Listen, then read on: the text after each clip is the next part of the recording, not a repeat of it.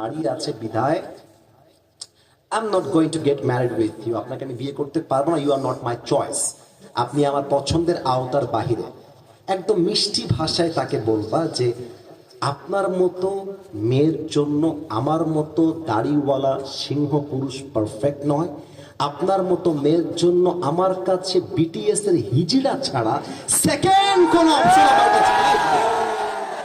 আরে যেই মেয়ে দাড়ির জন্য বিয়ে করতে চায় সে তোমার বাড়ির বউ হওয়ার যোগ্যতা রাখে। যুবক ভাইরা বলো, বলেন তো আমার নবীর মুখে লম্বা লম্বা চাপ দাড়ি ছিল কি ছিল না? ওইদিকে আওয়াজ নাই, ছিল না কি ছিল না? আমার নবীর মতো সুন্দর কে তল্লাটে দ্বিতীয় আর কেউ হতে পারে?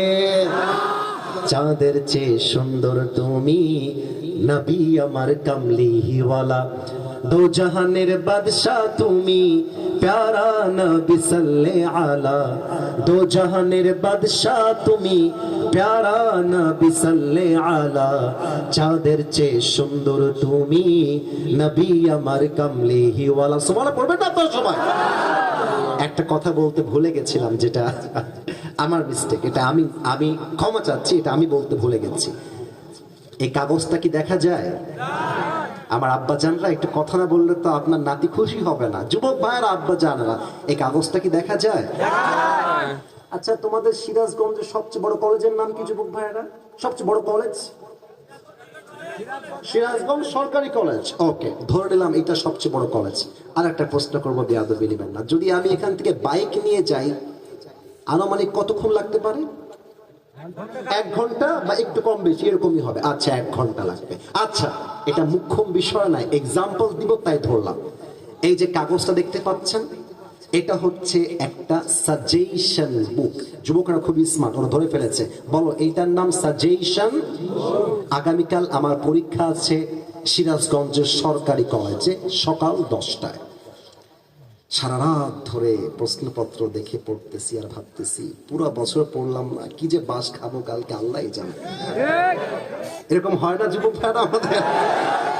পুরো বছর পড়াশোনার খবর নাই, পরীক্ষার আগের দিন এক রাতে করে আমরা বাস দিয়ে চলে আসি, ঠিক না বলো? আচ্ছা, আমার কাছে সাজেশন বুক, আমি পড়তেছি। না না না, এদিকে তাকাও, লুক এট মাই ফেস, আমাকে দেখো। আচ্ছা, আমি একটু নাটক করছি, আপনাদেরকে বোঝাবার জন্য অভিনয় করছি। প্রশ্ন, বাংলাদেশের রাজধানীর নাম কি? ঢাকা। ঢাকা ঢাকা ঢাকা, খালি মুখস্থ চলতেছে। আচ্ছা, বাংলাদেশের সবচেয়ে বড় সমুদ্র সৈকত কোথায়? কক্সবাজার। কক্সবাজার কক্সবাজার, ব্রেন দিয়ে মুখস্থ করছি। Got the point? একটু ধরতে হবে, পয়েন্টটা বুঝতে হবে।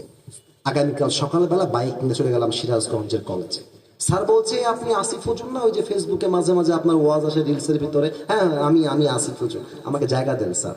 বসে গেছি পরীক্ষা দেওয়ার জন্য। তো স্যার বলছে, আসিফ হুজুর, this is your question paper, এই যে প্রশ্নপত্র লেখেন। এখন প্রশ্নপত্র হাতে পেয়ে দেখছি, ইয়ার জো मैंने पढ़ा था वही आ गया है।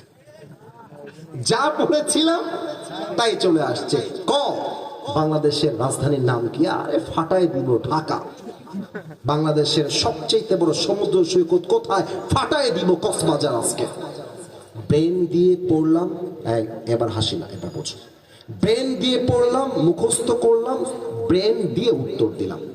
কিন্তু কবরের প্রশ্ন যতই মুখস্থ করেন, কবরের প্রশ্ন উত্তর ব্রেন দিয়ে নয়। কবরে উত্তর করতে গেলে ঈমান, আমল, চরিত্র ঠিক করে আগে যাওয়া লাগবে। এখানে ব্রেন দিয়ে কাজ হবে না। আপনি বলবেন আমি নবীর আশিক, আপনার মুখে দাড়ি নাই, ফেরেশতা বলবে সোনামণি নতুন নতুন, তুমি বোঝো নাই বাবা।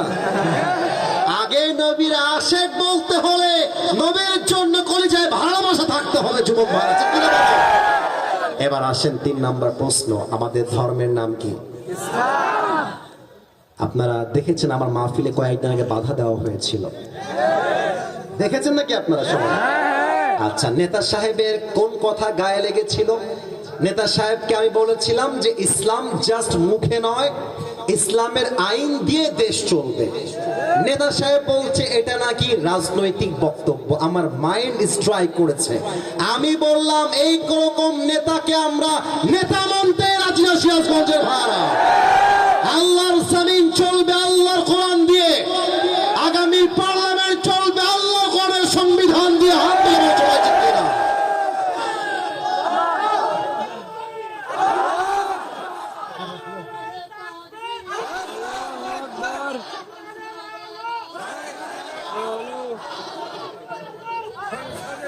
আচ্ছা আচ্ছা, আমাকে আমাকে ফলো করেন, কাশি দেন।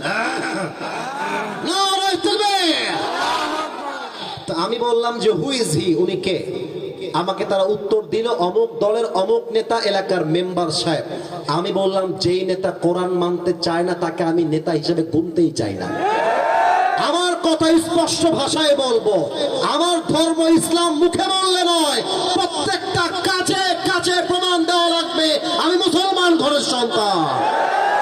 এবার সবাই জবান খুলে উত্তর দিবেন, ওয়ামা দীনুক, আমাদের ধর্মের নাম কি?